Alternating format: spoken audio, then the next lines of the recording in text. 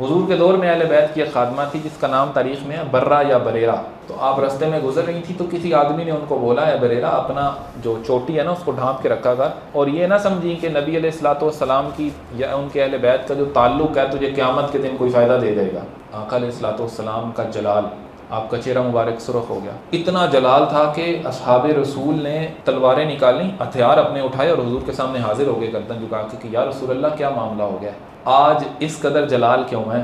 یا رسول اللہ اگر آپ ہمارے والدین کے بارے میں بھی کوئی بات کریں گے نا ہم ان پر بھی آز نافذ کر کے آئیں گے. یا رسول اللہ ہوا کیا ہے؟ اتنا جلال تھا. حضور علیہ الصلوۃ والسلام نے ممبر سنبھالا, آپ بیٹھے, آپ نے خطبہ دیا.